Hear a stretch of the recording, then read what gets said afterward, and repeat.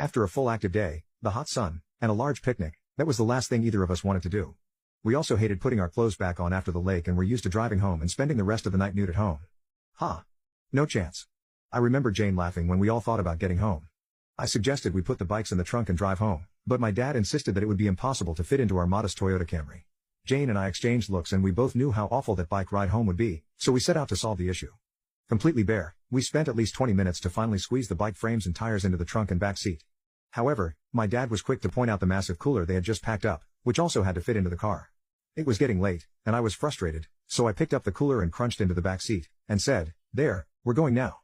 My sister smirked at me, proud of the success and avoiding the painful ride home.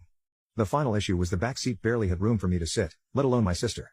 At this point, however, there was no turning back, so the only solution was for me to take the back seat and Jane to sit on my lap. My parents expressed some safety concerns, but Jane had no problem and insisted we do it. At this point, we were dead tired and just dying to get home.